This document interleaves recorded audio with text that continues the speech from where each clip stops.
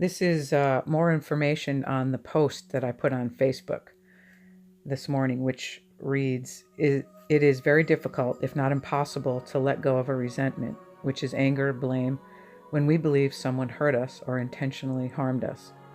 We use the phrase, I forgive, but I can never forget, which implies the memory can and often does trigger the resentment again or is used to justify an attitude. A way to change a resentment is to desire to understand the real truth. What begins to happen is a reframing of the context, or recontextualization.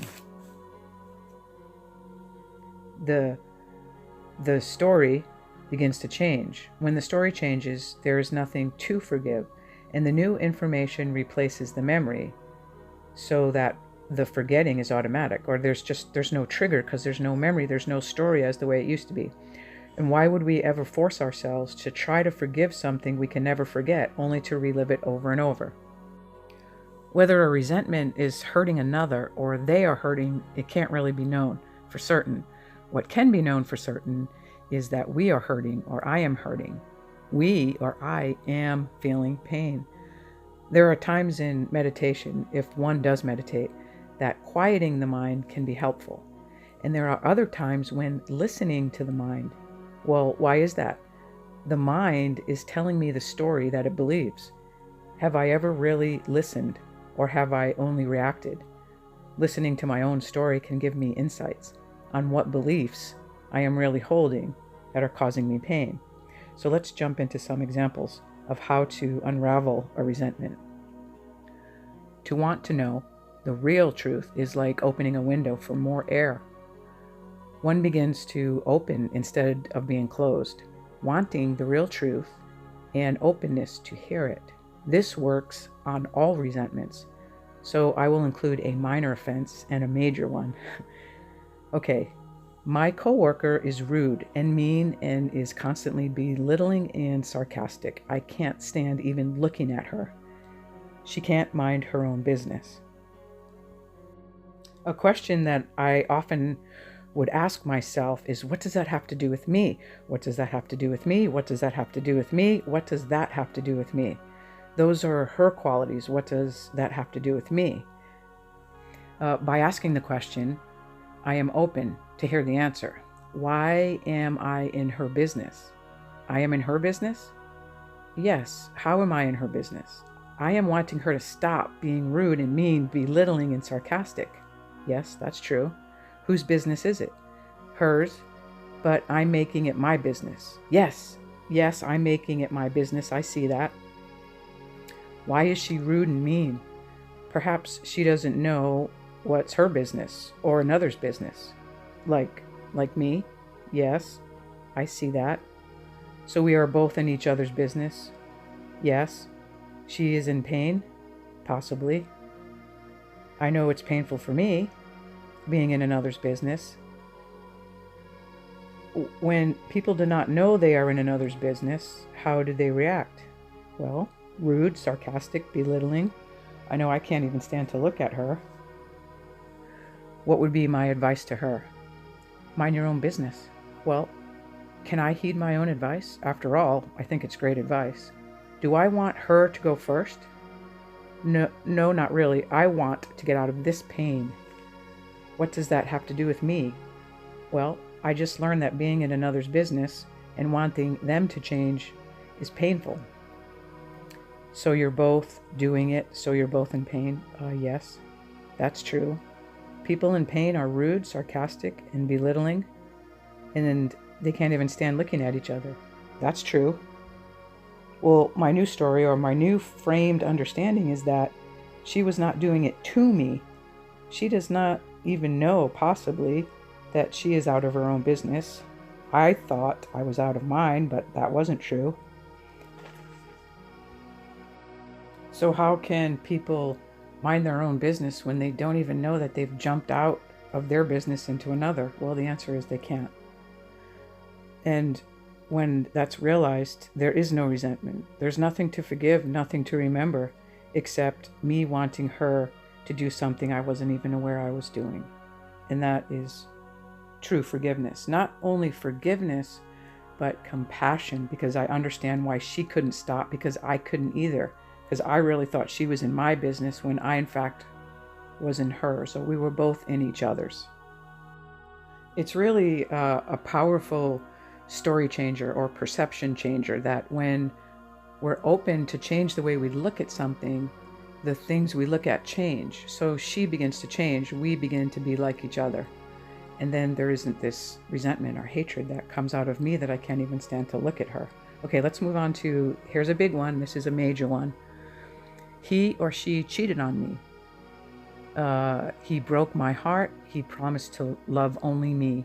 He is untrustworthy, and I hope he gets cheated on, so he knows how this feels. I hate him. He ruined my life.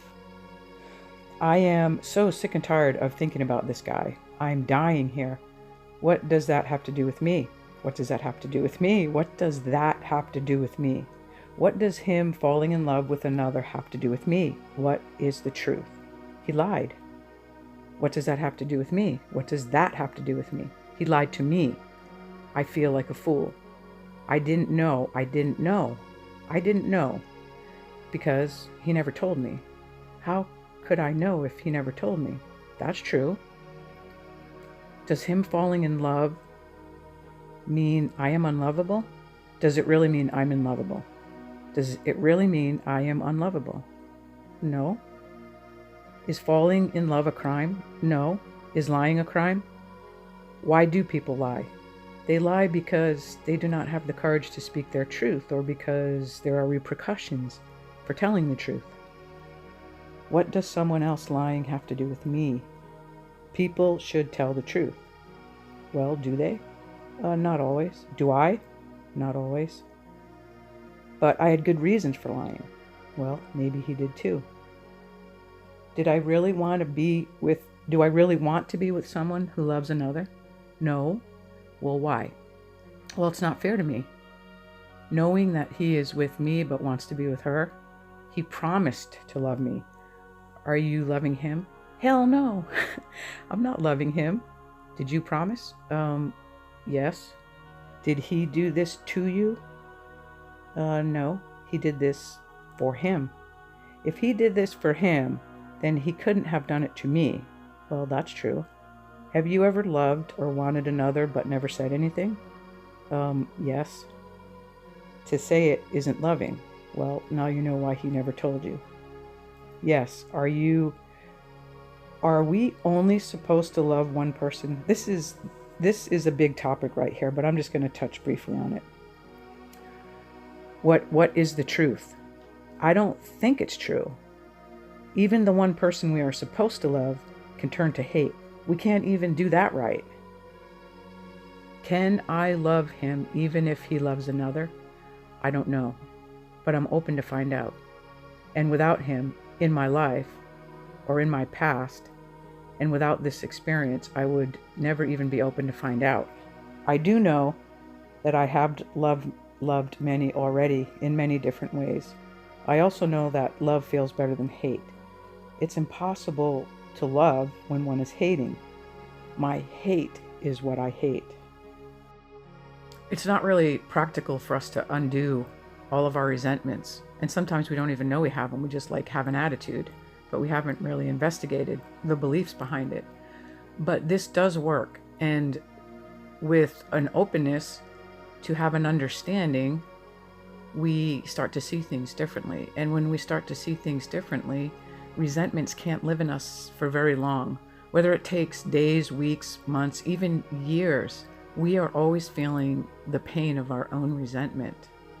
And the reason I wasn't able to let things go is because I would much rather have an understanding, because an understanding actually stops resentments from even coming up. Without this particular understanding, we don't understand why we're in pain, so we don't understand others when we see them in pain. We actually believe they are deliberately and intentionally attacking us or creating us harm. And so I'm glad that I didn't let things go right away, because I would have missed the understanding that I got wanting others to change while I myself wasn't changing my own beliefs. And you can most likely expect that the ego will fight you because it has this need to be right. And a lot of times, instead of pushing against this being right, you're right and they are right also. But being right without an openness to see things differently makes us only right. It doesn't help us to change our feelings. So being right and miserable, or being right and being open to be happy, to seeing is to seeing things differently is a much better way than just a black and white, I'm right, you're wrong, when everybody's right according to their perception. But being right isn't happiness. So to be open to see things differently, that is what changes everything. The openness. And the mind doesn't want to be stupid. So it's open to see more logic. And then our stories begin to change and our feelings begin to align with that change. And then the very person that we hated, we appreciate, because without them, this change could have not happened. We needed to experience this much pain in order to actually be open. That's what it took. And so a lot of times I look back on all of these people that broke my heart, or that's what it felt like. And I thank them, because without them, I would have done the same thing over and over, telling the same sad story. Is it sad? Absolutely. Does it hurt? Absolutely, it hurts. But who likes to live like that, you know? And so when it's over, somebody told me one time, you know, we always hear things that sound so unbelievable, that said, true forgiveness is what you thought happened, didn't. And I was like, you're kidding me, right? What do you mean it didn't happen? Of course it happened. And but the pain will get us to move to an openness. And now I know it's absolutely true. At the time, it wasn't true. Matter of fact, it was absurd. It didn't even make sense to me. And now it makes complete sense. And so whenever I'm in pain, what I think happened most likely did not. And I love that. I love that, because we can't change other people. We all try, right? We all try, thinking that if you change, I'll feel better. And it doesn't work. And it's really intrusive to want to change someone. We're the ones that aren't accepting the way they are.